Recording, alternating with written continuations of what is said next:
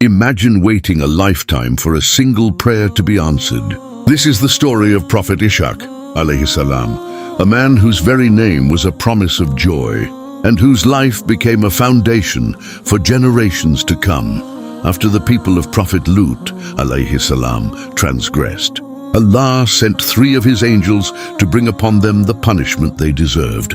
On their way, they passed by Ibrahim, Alayhissalam. He was married to Sarah, the daughter of his uncle and aunt, and he had reached an advanced age without being blessed with a child from her. Ibrahim, Alayhissalam, the friend of Allah, prepared a fat calf and slaughtered it to honor his guests, not knowing they were angels or why they had come. When he finished preparing the food and presented it to them, he was surprised to see that they did not eat. He grew fearful of them, and signs of dread and bewilderment appeared on his face. Realizing this, the angel said to him, "Do not fear. We are messengers of your Lord to the people of Lut." Surah Hud 11:70.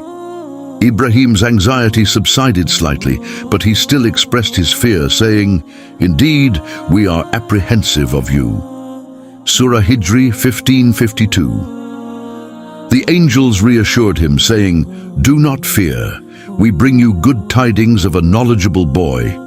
Surah Adh-Dhariyat 51:28. Ibrahim, Alayhissalam, had reached the age of old age and had despaired of having children, and his wife Sarah was standing there, unable to believe what she was hearing. Ibrahim, Alayhissalam, said, "Have you given me good tidings, although old age has reached me? Then what do you bring good tidings of?" Surah Al-Hijr 15:54. And Sarah said, "Woe to me! Shall I give birth while I am an old woman, and this, my husband, is an old man? Indeed, this is an amazing thing." Surah Hud 11:72. The angels simply affirmed that the birth would occur at that time, saying, "Do you wonder at the command of Allah? The mercy of Allah and His blessings are upon you, people of the house. Indeed, He is praiseworthy and honorable." Surah Hud 11:73. And they added, "Thus has your Lord said, indeed He is the wise, the knowing." Surah Adh-Dhariyat 51:30.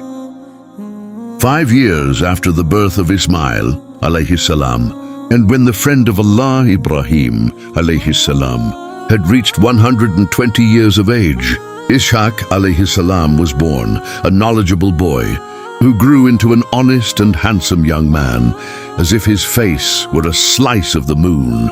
And then he became a prophet from among the righteous. Surah As-Saffat 37:112. Old age caught up with Ibrahim, Alayhissalam, and he became unable to move or attend to matters himself. Ishaq had reached the age of marriage. So Ibrahim, Alayhissalam, commanded one of his servants, Eleazar, to seek a wife for Ishaq from among his kin and the tribe of his father's people, who were still in Iraq, the original homeland of Ibrahim, Alayhissalam. He instructed him to carry with him gifts and jewels, worthy of the bride and her family. Eleazar prepared for the journey, taking with him precious gifts and artifacts, as well as camels and mounts sufficient for the family of the future bride, and headed toward Iraq.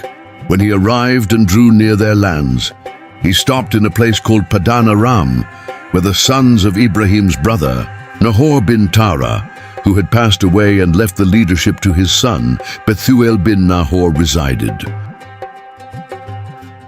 Eleazar camped near the homes of Bethuel, which allowed him to see a noble and beautiful young woman carrying a water jar. He stopped her and asked her to let him drink from the water she carried. She welcomed him, lowered her jar, and gave him to drink. Then Eleazar began to converse with her and asked who she was. She was Rebekah, Rafka, the daughter of Bethuel bin Nahor, the brother of Ibrahim, Alayhissalam. He said to himself, "This is the suitable bride for Ishaq." Eleazar asked her if her father had a place for hospitality, and she replied, "Yes." Eleazar introduced himself to Rebekah, explaining that he was a messenger of her uncle Ibrahim and that he had come to seek a wife for her cousin, Ishaq bin Ibrahim, and that he had chosen her. He then adorned her with jewelry and asked her to go and tell her family of his arrival. Rebekah returned to her family and informed them of the arrival of the honored guest. Her brother Laban bin Bethuel went to meet him and escort them to their home, where he welcomed and honored him amidst joy and celebration. After Eliezer had rested, he informed his host, Laban, of the purpose of his visit and requested his permission to take his sister, Rebekah, with him to Palestine to be the wife of his cousin, Ishaq Alayhissalam. Laban agreed, and Rebekah also consented. Eliezer gave the gifts he brought from Palestine to Rebekah and adorned her with the jewelry and clothes. He also gave some of the gifts to her family, then asked for permission to depart. Laban prepared his sister for the journey. Eliezer returned with Rebekah, and when they arrived in Palestine, where Ishaq Alayhissalam was, his parents having already passed away, he rejoiced greatly with her, and she became a source of comfort for him after their loss. Thus Ishaq Alayhissalam married his cousin Rebekah, and Allah blessed him with 2 twin sons, Esau, Al-Ais, and Yaqub, Jacob. The death of Ishaq Alayhissalam. Ishaq Alayhissalam lived, loving his 2 sons and feeling deeply attached to them, and he was constantly praying for them. He would pray for his son Esau, that kingship and authority would continue through his lineage and those who followed him. And conversely, he would pray for his son Yaqub for leadership over his brothers and family, and that prophethood would reside in his descendants. Ishaq Alayhissalam lived for a long time and lost his sight before he passed away at the age of 180. He died in his birthplace Palestine and was buried there alongside his father, Ibrahim, the friend of Allah, in Hebron, 18 miles from Jerusalem, in the mosque known as the Mosque of Ibrahim al-Khalil, alayhissalam. The life of Prophet Ishaq, alayhissalam, teaches us that when we remain steadfast in our faith and patient in our conduct, Allah's timing always unfolds in the most beautiful way. May we all carry forward the grace and devotion he modeled throughout his blessed life. Thank you so much for joining us on this historical journey. If this story brought value to your day, please hit the like button and subscribe to our channel for more insights into the wisdom of the past. We look forward to seeing you in our next video.